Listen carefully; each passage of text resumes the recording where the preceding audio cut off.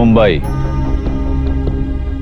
सपनों का शहर, जहां हर रोज लाखों की संख्या में लोग अपने सपने साकार करने आते हैं।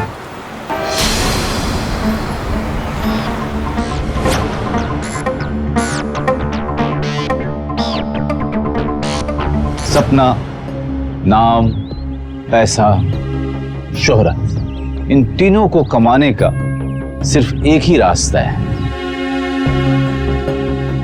बॉलीवुड। इस इंडस्ट्री को लोग फेक मानते हैं, झूठे और नकली चेहरे। आइए दिखाते हैं आपको इस नकली इंडस्ट्री की एक असली और दिलचस्प कहानी। चलिए मैम, आपको मैं ड्रॉप कर देता हूँ। नहीं सर, इट्स ओके, मैं कैब ले लूंगी। जब मेरे पास गाड़ी है तो कैब की क्या जरूरत है? आइए please. Thank you.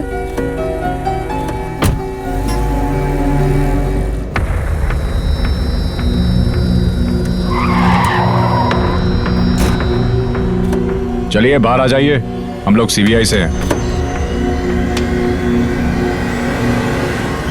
Cut it. Okay. Back up.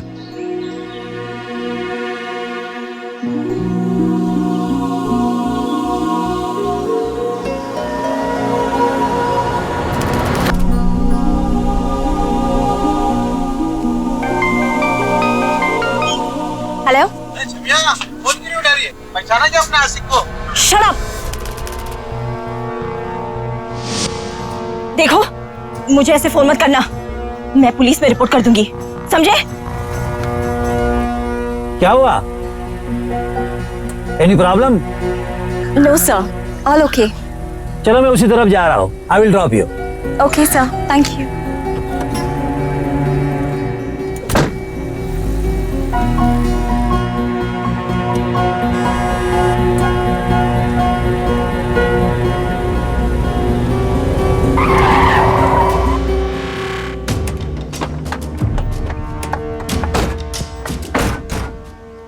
CBI, चलिए बाहर निकले। We are from CBI. जैसा आप अंदर ही बैठिए। चलिए चलिए।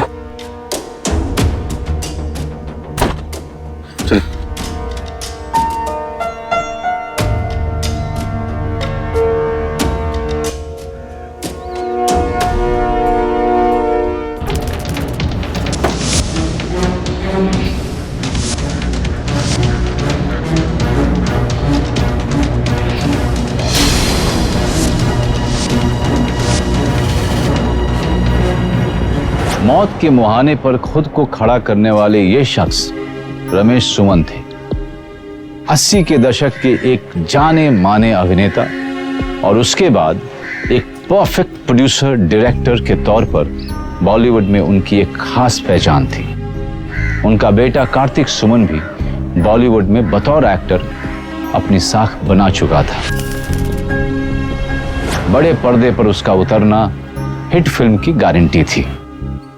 एक और खास वाकया रमेश सुमन से जुड़ा था और वो था उनके यहां सीबीआई का छापा। हालांकि उस छापे के बाद उन्हें क्लीन चिट मिल चुकी थी। तो फिर ऐसा क्या हुआ कि रमेश सुमन ने खुदकशी करने का खतरनाक फैसला ले लिया? क्या रमेश सुमन की परेशानी से उनका कोई ताल्लुक था? इन तमाम सवालों के जवाब जानने के लिए हमें 10 महीने पीछे लौटना हुआ, तब जब रमेश ने अपने बेटे कार्तिक की फिल्म पंछी को प्रोड्यूस किया था। और उन दिनों फिल्म पंछी का युद्ध स्तर पर प्रमोशन चल रहा था। कार्तिक जी, हमने सुना है कि जिस विदेशी अभिनेत्री ने आपके साथ फिल्म पंछी में काम किया है, आपका उनके साथ रोमांस चल रहा था। क्या ये बात सच है? क्या बकवास है, आप प्रेस वाले किसी को लेकर भी कोई भी कहानी गढ़ देते हैं। सर, आपका जो केस सीबीआई में चल रहा था, उसके बारे में आपका क्या कहना है? सर, सुनने में आया है कि सबूतों के अभाव में आपको छोड़ा गया है, जबकि आपने मीडिया में ये फैलाया है कि आपको बाइज्जत बरी किया गया है। मुझे इस देश की न्याय व्यवस्था पर पूरा यकीन है।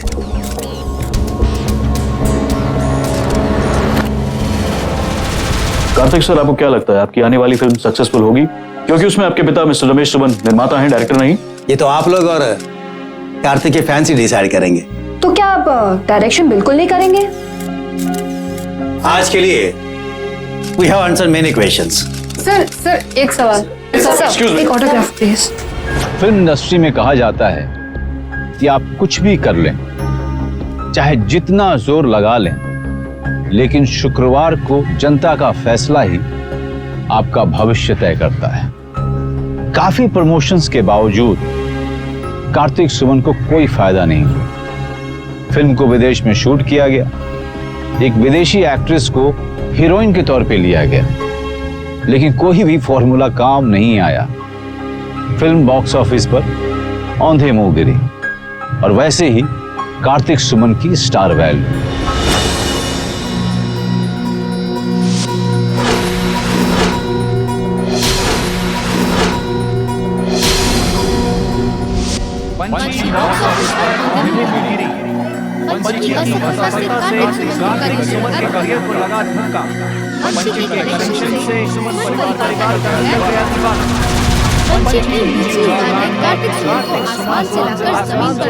जमीन पर पटक दिया।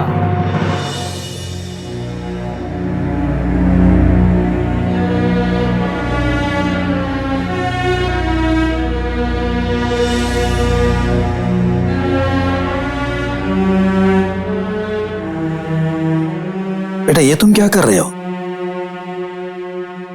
I am a failure dad. ये रियलिस्टिक बेटा। देखो बेटा, तुम्हारी एक फिल्म की फेल्यूर तुम्हारी काबिलियत को खत्म नहीं कर सकती। बट डैड, मेरा करियर और आपका इतना सारा पैसा। कार्तिक, मेरा सिर्फ पैसा डूबा है, तुम्हारा या मेरा टैलेंट नहीं। We will strike back।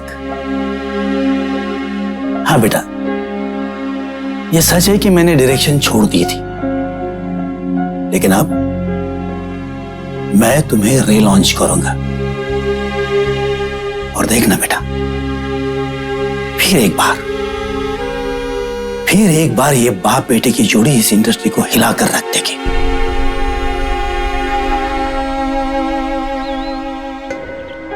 अपने बेटे कार्तिक सुमन को रिलॉन्च करने के लिए रमेश सुमन ने पूरे जोर शोर से अगली फिल्म की तैयारी शुरू कर दी, ताकि खोई हुई इज्जत और पैसा दोनों वापस आ जाएं।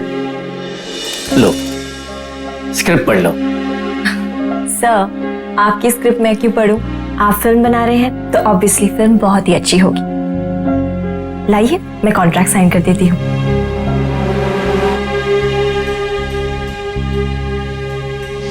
और अगर इसी तरह चलता रहा तो हमारा रिश्ता खत्म हो जाएगा। तुम्हारी भी कुछ ऐसी बातें हैं जो मुझे पसंद नहीं आती, लेकिन मैं तो तुम्हें छोड़ने की बात तो नहीं करती। मैं कहां तुम्हें छोड़ना चाहता हूं, बस तुम्हारी आदतों से छुटकारा चाहता हूं। वेरी गुड स्टार्ट बेटा, वेरी गुड, वेल डन।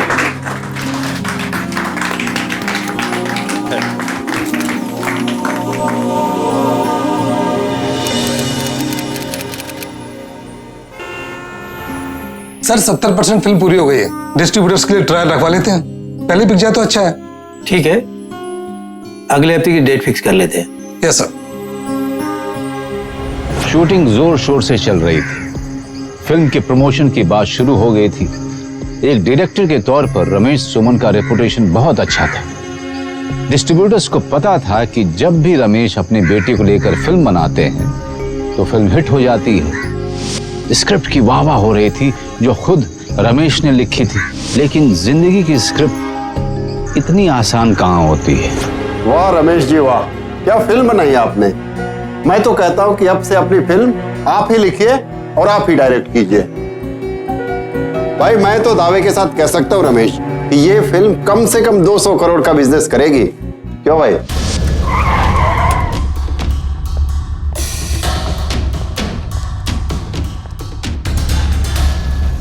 हर बार की तरह इस बार भी पॉलिसी हमारा होगा।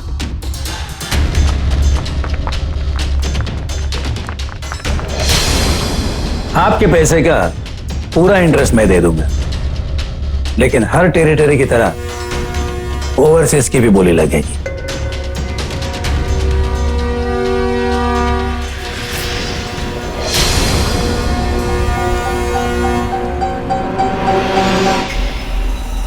अब ये फिल्म हिट होने से कोई नहीं रोक सकता।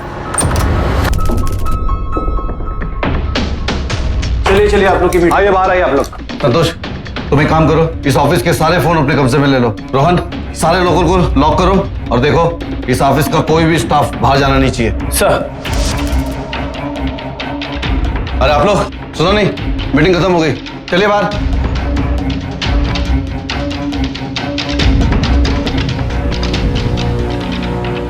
किसको फोन कर रहे हैं? पुलिस नहीं आएगी, सीबीआई का छापा पड़ा। मैं Shyam, CBI officer, special bureau. अरे बैठिए रमेश जी, बैठिए।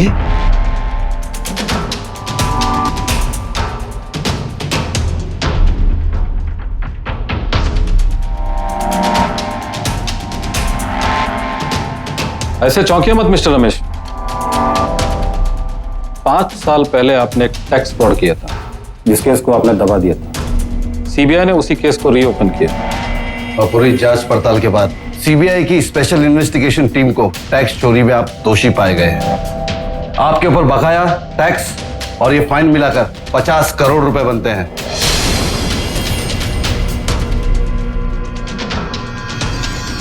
अब अगर आपको बचना है तो आपको 50 करोड़ रुपए का फाइन भरना ही होगा। फाइन न भरने की सूरत में आपकी सारी प्रॉपर्टी, घर, गाड़ी, बंगला सब कुछ जब्त कर लिया जाएगा। और फाइन न भरने की सूरत में आपकी फिल्म भी जब्त हो सकती है और जेल की सजा होगी वो अलग से। सर, ये आप क्या कह रहे हैं?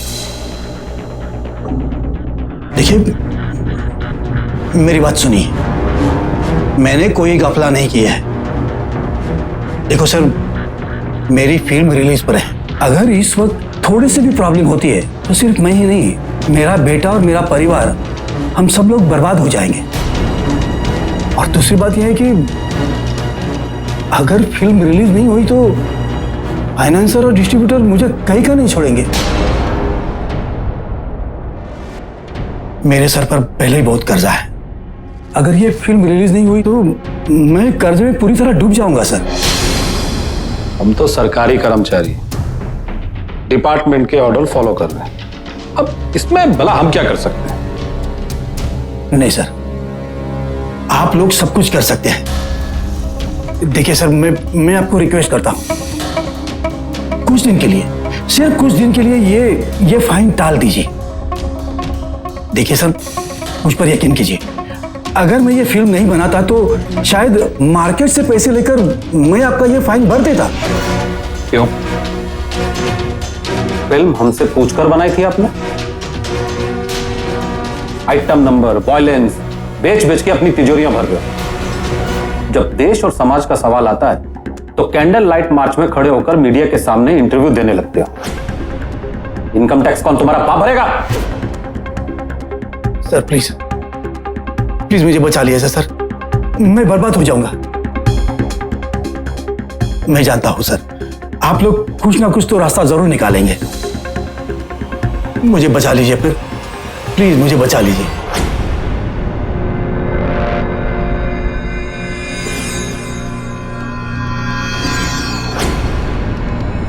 एक रास्ता है। कौन सा रास्ता है सर, बताइए ना, मैं जरूर कोशिश करूंगा। मिस्टर रमेश, आपका जितना पेनल्टी बनता है 10%, मतलब 5 करोड़ रुपए आप हमें दे दीजिए, बाकी हम संभाल लेंगे। 5 करोड़? सर, इतना पैसा मैं कहां से लाऊंगा सर? सारा पैसा तो मैंने फिल्म में लगा दिया है। देखिए सर, आप चाहे तो मेरा अकाउंट चेक कर सकते हैं, और इस वक्त मेरे पास सिर्फ 80 लाख रुपए है। ये देखिए, डिस्ट्रीब्यूटर ने दिए हुए हैं। चाहे तो ये आप ले सकते हैं। भीख दे रहे? हमें कोई शौक नहीं आपसे पैसे मांगने का। फाइन भरिए और मामले को यही खत्म कीजिए। ऐसा मत कीजिए सर, मेरी मुसीबत समझने की थोड़ी तो कोशिश कीजिए सर, प्लीज। मिस्टर रमेश, अभी हम ये पैसे ले लेते हैं, बाकी के पैसों का इंतजाम आप आज रात तक कर दीजिएगा, वरना मजबूरन हमें आपके खिलाफ कार्रवाई करनी पड़ेगी, जो ना तो आपको अच्छी लगेगी और ना ही हमें। मैं कोशिश करूंगा सर। एक मिनट सर, एक प्लीज। इस रेड के बारे में बाहर कुछ मत बता दीजिएगा सर, वरना मेरी फिल्म और मेरे फाइनेंसर और डिस्ट्रीब्यूटर उन्हें क्या जवाब दूंगा मैं। भाई कमाल है, फिल्में तो आप बड़े दिमाग लगा के बनाते हैं, यहाँ आप एक झूठ नहीं बोल सकते। मैं आपको एक आइडिया देता हूँ। अरे आप बोल दीजिएगा कि सीबीआई वालों की मॉक ड्रिल थी जो आपने अपनी फिल्म के प्रमोशन के लिए करवाई, इससे आपकी बदनामी नहीं होगी। वैसे सुना है कि सीबीआई का बड़ा अच्छा रोल है आपकी फिल्म।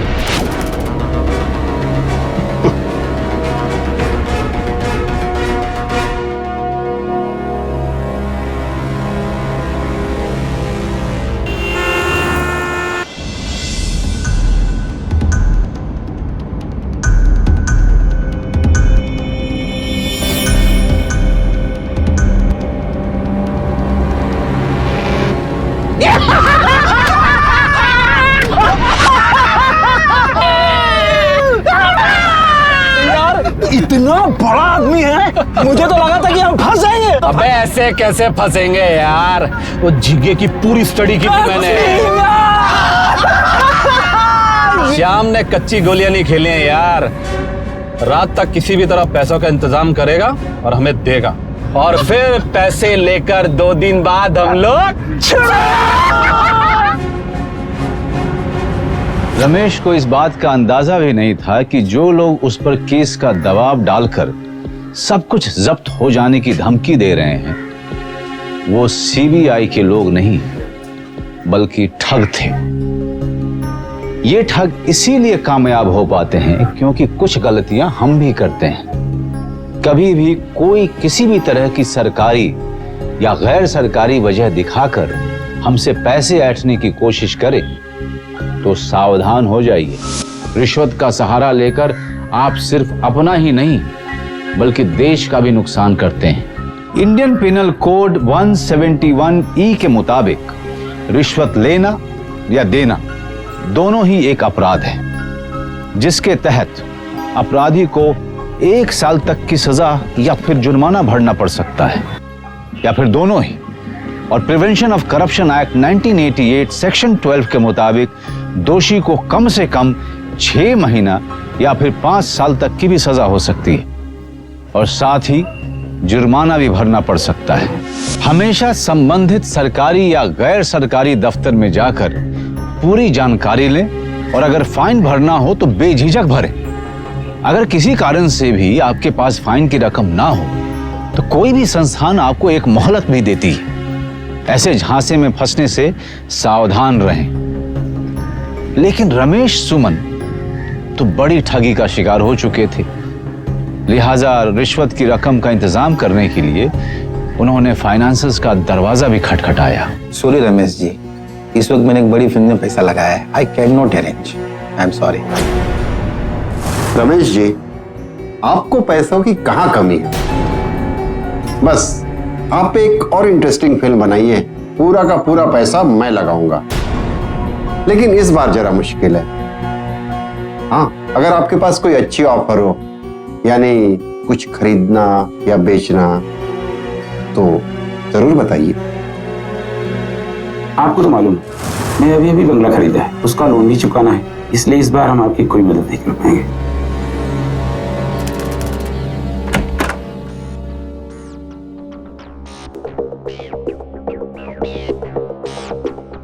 क्या बात है, इतना घबराए हुए क्यों है? आप ही का ऑफिस है, हम तो बिन बुलाए मेहमान हैं। आइए बैठिए बैठिए, इत्मीनान से बैठिए और बताइए आगे का क्या प्लान है।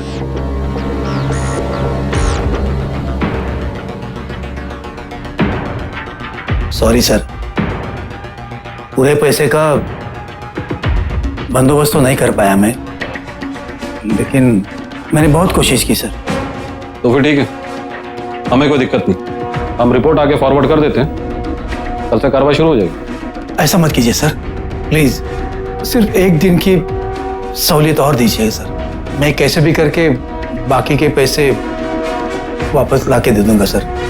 अब जितने भी मेरे पास है वो ले लीजिए। कितने पैसे? 1 करोड़। क्या बकवास कर रहे हैं आप? हम क्या आपसे भीख मांग रहे हैं? नहीं चाहिए आपके पैसे, रखिए। सर प्लीज मेरी मजबूरी समझने की कोशिश कीजिए, थोड़ी मोहलत दीजिए।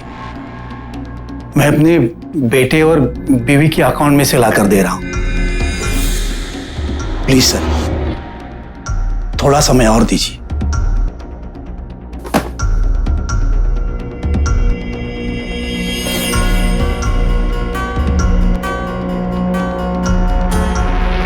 कल तक का दिन बस,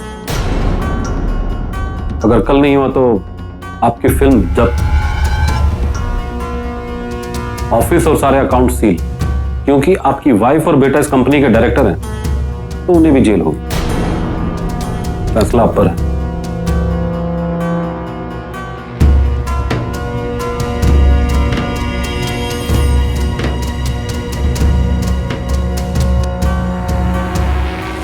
रमेश जी, मैंने तो आपको पहले ही कहा था, अगर आपके पास कुछ रखने के लिए है तो बोलिए।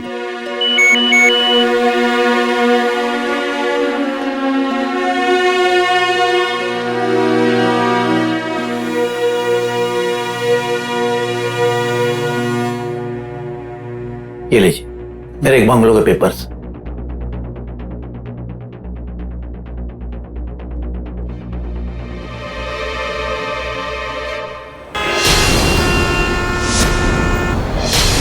इस तरह मुझे फोन करना बंद करो, नहीं तो मुझे दूसरे तरीके अपनाने आते हैं, समझे? साइलेंस।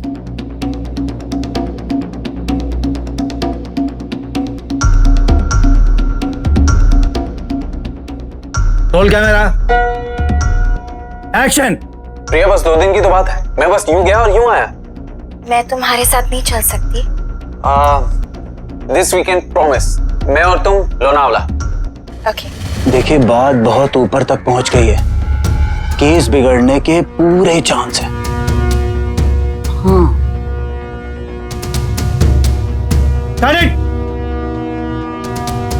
Lunch break.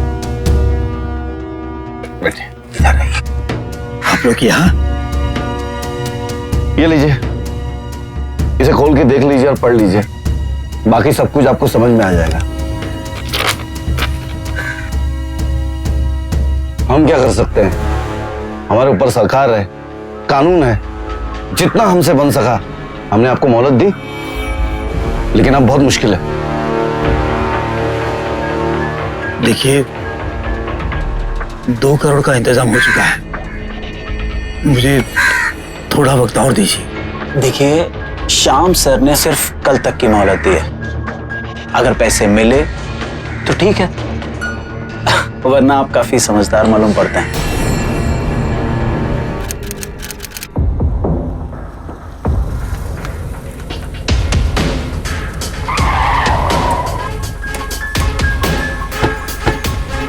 सीबीआई, चलिए बाहर निकले।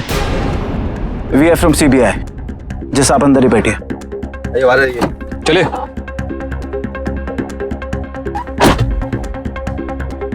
मिस्टर रमेश, हमने आपको 1 दिन की मोहलत दी थी, लेकिन पैसे अभी तक मिले नहीं। अब मजबूरन हमें आपको गिरफ्तार करना पड़ेगा और आपकी प्रॉपर्टी को सील करना होगा।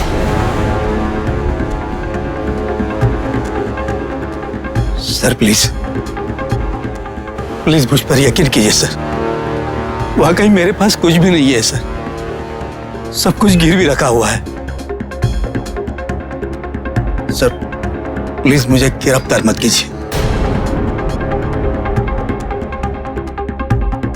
मेरा पूरा परिवार तबाह हो जाएगा सर, प्लीज प्लीज।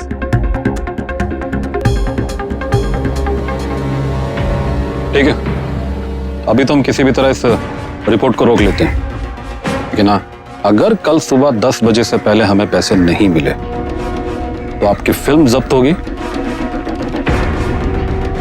और आपकी प्रॉपर्टी सील होगी।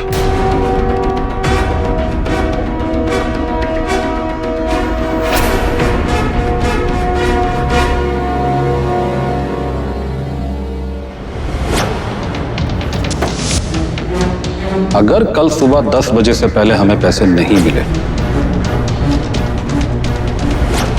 तो आपकी फिल्म जब्त होगी और आपकी प्रॉपर्टी सील होगी।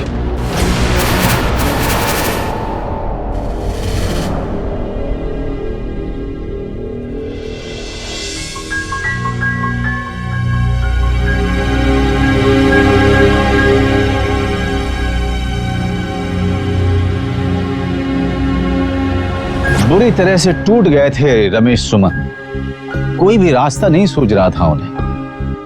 शायद इसीलिए उन्होंने मौत को गले लगाना ही बेहतर समझा। वो तो ऐन मौके पर कार्तिक आ गया और उसने अपने पिता के सामने वही बातें दोहराई जो कुछ ही दिनों पहले रमेश ने उससे कही थी। बेटे के समझाने पर रमेश का हौसला बढ़ा और उन्होंने सीबीआई की मुंबई ब्रांच के सीनियर मोस्ट ऑफिसर से बात करने का निश्चय किया।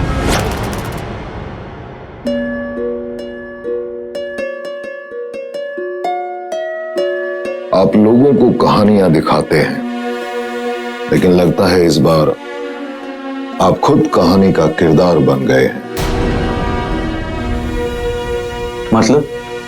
मतलब किसी ने कहानी सुनाकर लूट लिया है आपको। You have been conned. आपके नाम से कोई केस ओपन नहीं हुआ है, आपको बेवकूफ बनाया गया है। तो वो हमारे 3 करोड़ 80 लाख रुपए चूना लग गया। आपको 3 करोड़ 80 लाख का चूना लग गया मिस्टर रमेश।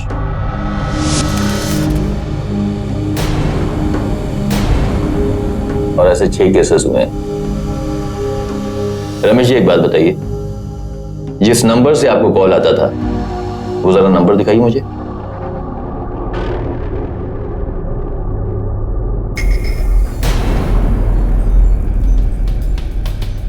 सलामी साले,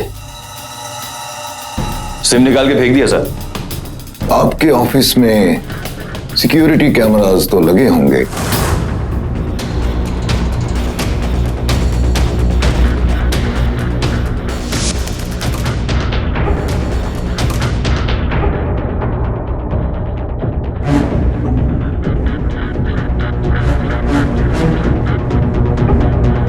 एक मशीन दे, पिछले। हाँ, लेकर। हाँ, जूम करना, जूम कर।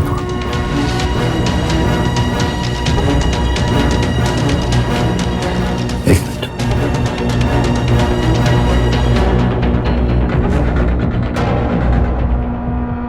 क्या हुआ तनेजा? इसको जानता हूं सर मैं। 5 साल पहले जब मेरी दिल्ली में पोस्टिंग थी ना, इसको पकड़ा था मैंने। बहुत बड़ा ठग है ये, श्याम नाम है इसका। लगता है सर ये दिल्ली छोड़कर मुंबई आ गया है। 2 साल की जेल भी करके आया। Are you sure? I'm 100% sure sir. तो दिल्ली ब्यूरो फोन करके इसकी डिटेल्स पता करो। सर, जिस नंबर से रमेश जी को फोन किया जा रहा था वो नंबर अबरार अहमद का नाम पे रजिस्टर है और वो पानीपत का है sir. So what are you waiting for? जाइए पानीपत और उसे अरेस्ट करके लाइए, कुछ तो पता चले। सर वो 5 साल पहले मर चुका है और अभी अभी 2 महीने पहले नकली पेपर्स दिखाकर उस नंबर को खरीदा गया है सर। एक बात बता, शाम के घर गया था? जी सर, शाम और उसकी फैमिली दिल्ली के अपने मकान को बेचकर कहीं दूर चले गए। यहां तक कि उसके कोई रिश्तेदारों का भी आता पता नहीं है सर। इंडियन पिनल कोड 1860 468 के तहत forgery for purpose of cheating के मुताबिक गुनहगार को 7 साल तक की सजा और जुर्माना भी भरना पड़ेगा। पूरे शहर में नाकाबंदी कर दी गई।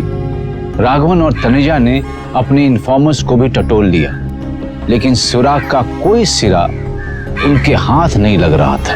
तनुजा को पक्का यकीन था कि श्याम वही आदमी है जिसे उसने सालों पहले दिल्ली में पकड़ा था, लेकिन कोई भी सुराग नहीं। आखिर ये ठग गए कहां?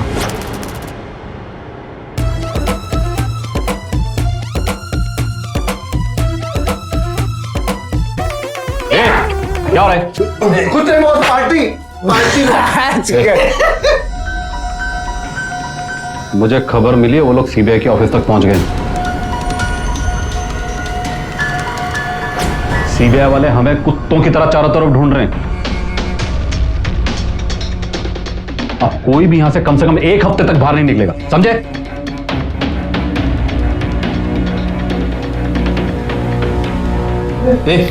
किधर? अरे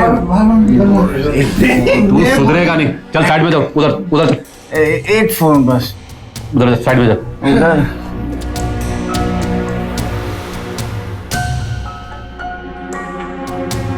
हाँ जान, पहचानी? ओह शट अप। है कौन तू? और अपना नाम क्यों नहीं बताते? इतने दिनों से मुझे फोन कर करके तंग करके रख दिया है। जान, नाम जानकर क्या करोगी? मेरा काम देखोगी ना तो दीवानी हो जाओगी। What? Just shut up, okay? क्या हो गया ना? इस पर चिल्ला रही थी। देखिए ना सर, कितनी परेशान हो गई हूँ मैं। पता नहीं इतने दिनों से मुझे फोन कौन कर रहा है, और ऊपर से तू टॉप एट ऑल इतनी गंदी गंदी बातें बोलता है। And I can't even go to the police. You know how the media is. हंगामा क्रिएट करके रख देंगे। I don't want that.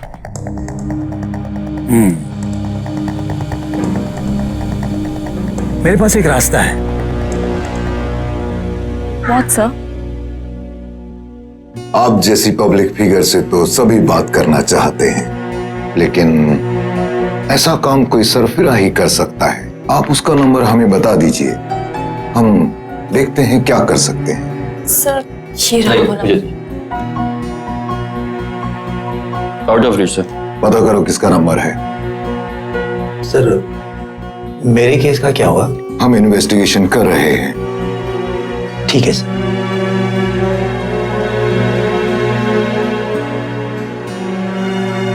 Sir एक बात कहनी थी आपसे। जो नंबर मैंने अभी आपको दिया है, उस नंबर से मुझे कल से कई बार फोन आ रहे हैं, लेकिन हालांकि इससे पहले एक और भी नंबर है जहां से मुझे कई बार फोन आते थे, जो मैंने सेव किया है ऑब्वियसली, और ताकि मैं दोबारा उसे उठाऊं नहीं। मैं अभी आपको दिखाती हूँ। नंबर है? जी जी ये रहा।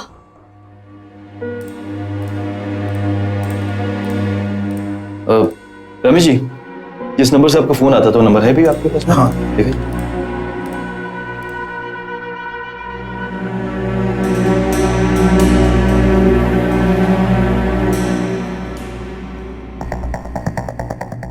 क्या सोच रहे हो तनेजा? अजीब इत्तेफाक है सर।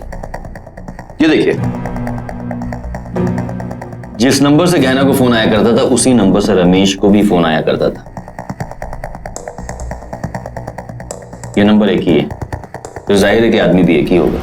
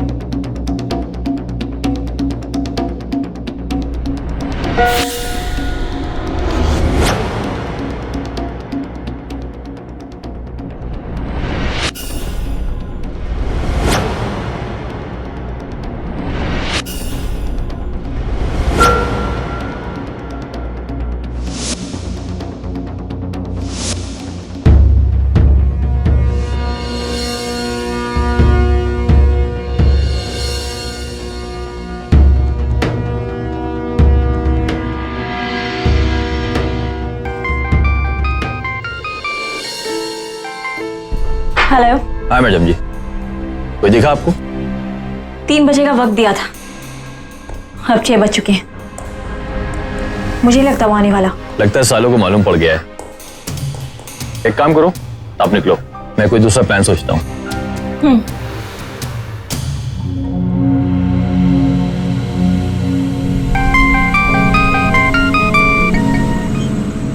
हेलो। सीबीआई को बुलवाकर हमको पकड़वाना चाहती है।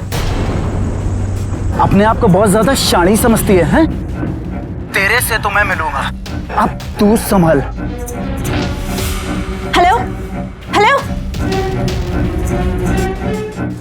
जी ज्ञाना जी, आप बिल्कुल भी स्ट्रेस मत लीजिए, आपका केस अब सीबीआई के हाथ में है। हाँ, हम कैसे भी करके उनको पकड़ लेंगे, आप बिल्कुल फिक्र ना करें। सर, आपके इंस्ट्रक्शन के मुताबिक मैंने पिछले 2 सालों में हुई फेक सीबीआई रेड को स्टडी किया। मुझे ऐसा लगता है कि इनका रेड का पैटर्न एक जैसा लगता है। और वो क्या है? सर, हम जहां भी रेड मारना चाहते हैं, हम मतलब CBI officers all over India, उसके 1 या 2 दिन पहले ये लोग अपनी फेक रेड मार देते हैं। कुछ तो कनेक्शन जरूर है सर।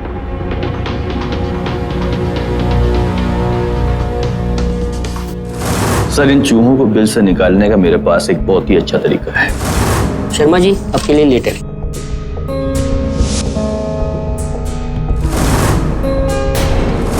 मैडम, आपके लिए लेटर है।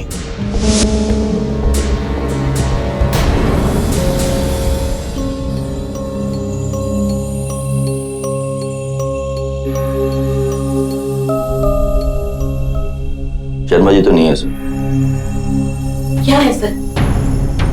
मैंने आज तक आपको या ऑफिस में किसी को भी शिकायत का कोई मौका नहीं दिया, और आप लोगों ने मुझ पर इतना गंदा इल्जाम लगाकर मुझे नौकरी से निकाल दिया। नहीं सर, मैं अब कुछ नहीं सुनना चाहती, मैं कोर्ट तक जाऊंगी। सुरेखा जी प्लीज, आप बिल्कुल भी इसको पर्सनली मत लीजिए, ये हमने एक मकसद के तहत किया था। आप इस बारे में ये लेटर मुझे दे दीजिए, और आप, आई रिक्वेस्ट यू कि आप बाहर इस बारे में किसी से कोई बात ना करें।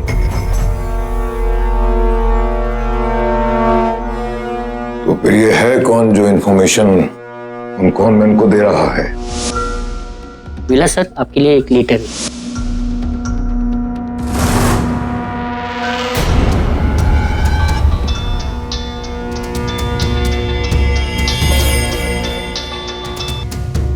हाँ बोल, क्या खबर है? 2 दिन बाद जगजीवन दास ज्वेलर्स की दुकान में रेड हो गई। गुड, हम कल ही पहुंच जाते हैं सीबीआई का काम आसान करने के लिए।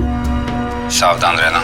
अबे सावधानी डरपोक लोग बरतते हैं, और हम लोग डरपोक नहीं है, समझा? ठीक है।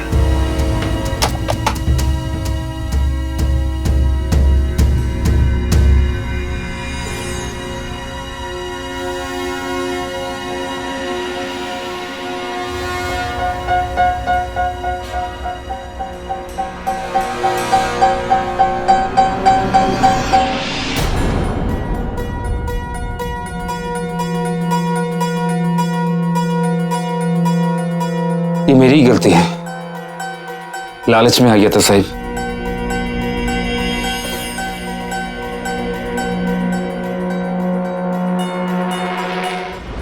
सीबीआई जाल बिछा चुकी थी। राघवन जगजीवन दास के वेश में दुकान में बैठे थे। शिंदे सिक्योरिटी गार्ड के तौर पर दरवाजे पर पहरा दे रहा था। विलास सुनार के वेश में दुकान में बैठा था, और तनेजा सबके पीछे, ताकि जरूरत पड़ने पर हमला बोला जा सके।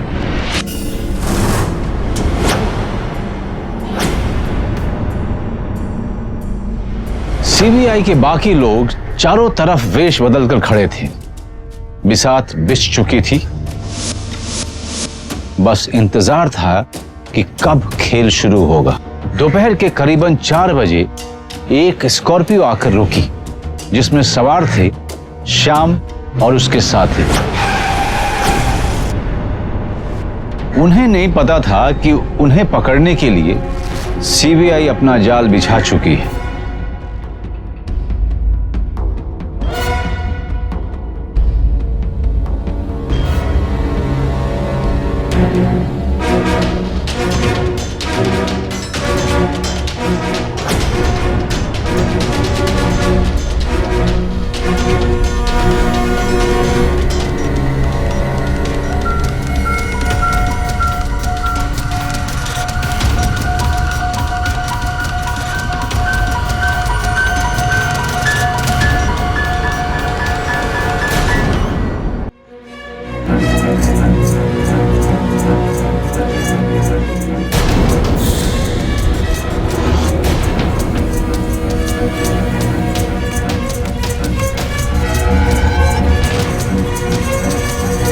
शिंदे, शिंदे ये नहीं, पीछे भागो।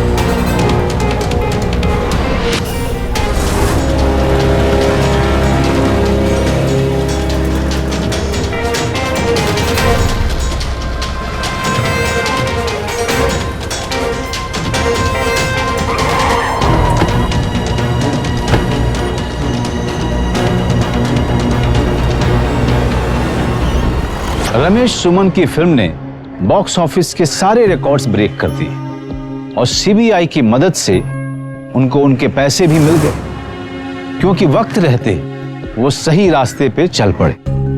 पर ज्यादातर केसेस में ऐसा होता नहीं है, इसलिए सावधान रहें। ये ठग आपको कहीं का नहीं छोड़ेंगे।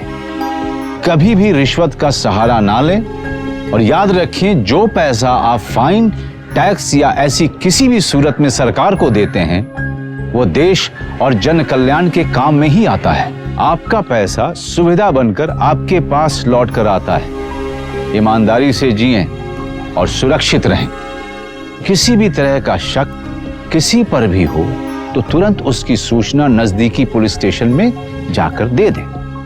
इंडियन पिनल कोड 419 के तहत पनिशमेंट फॉर चीटिंग बाय पर्सोनेशन के मुताबिक गुनहगार को 3 साल तक की सजा फाइन के साथ होती है। लेकिन हमारी सुरक्षा सिर्फ सरकार की जिम्मेदारी नहीं है, हमें भी सजग और सतर्क रहना होगा, तभी समाज सुरक्षित रहेगा। होशियार रहें, सावधान रहें। सावधान इंडिया, इंडिया फाइट्स बैक।